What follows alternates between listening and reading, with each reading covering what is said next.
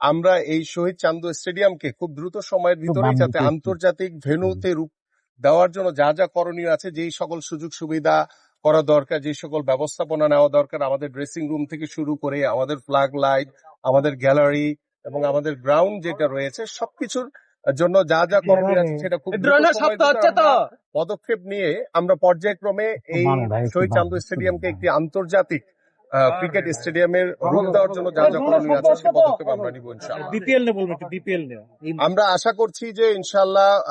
বগুড়াবাসী বা আমাদের এই উত্তর অঞ্চলের কিংবা আমাদের এই রাজশাহী বাসীর একটি দীর্ঘদিনের অপেক্ষা ছিল যে এখানে বিপিএল অনুষ্ঠিত হবে কিনা। তো আমি আশা করছি যে আমরা জুলাইয়ের পরে আমাদের এই কার্যক্রম শেষে হয়ে গেলে মোটামুটি কার্যক্রম চলমান থাকবে। আমরা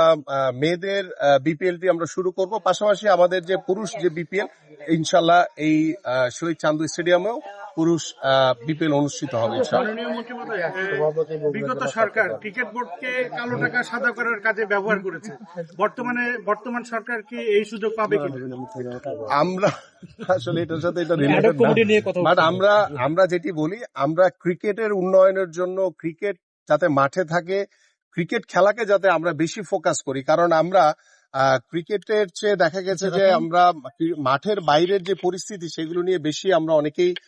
কথা বলছি। সো আমার কাছে মনে হয় যে আমরা মাঠে থাকি এবং মাঠে কিভাবে খেলাকে পরিচালনা করা যায়, কিভাবে আমাদের খেলোয়াড়রা সুযোগ সুবিধা পাবে, কিভাবে খেলোয়াড়দের জন্য আমরা আমাদের জায়গা থেকে সুযোগ সুবিধা আমরা দিতে পারবো, সেই বিষয়গুলো নিয়ে ইতিমধ্যে আমাদের ক্রিকেট বোর্ডের তাদেরকে নির্দেশনা দেওয়া হয়েছে। তারা ইতিমধ্যে কাজ শুরু করেছে এবং আপনার কিছু বিষয় ইতিমধ্যে দৃশ্যমান দেখেছেন যে ক্রিকেটারদের জন্য আমাদের বর্তমান ক্রিকেট বোর্ড কি কি উদ্যোগ নিয়েছে। সো আমাদেরকে একটু সময় দেন, ইনশাল্লাহ আমরা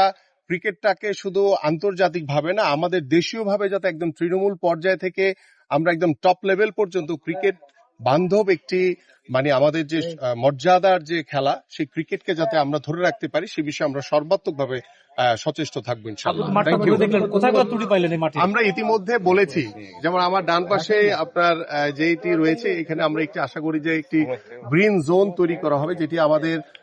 মরহুম আরাফাত রহমান কোকো ভাইয়ের একটি স্বপ্ন ছিল যে বিভিন্ন দেশে আপনারা দেখেছেন যে গ্রিন জোন থাকে, গ্রিন গ্যালারি থাকে। সো সেই আদলেই এই শহরের ভিতরে একটি অংশে আমরা এই গ্যালারির মাঝখানে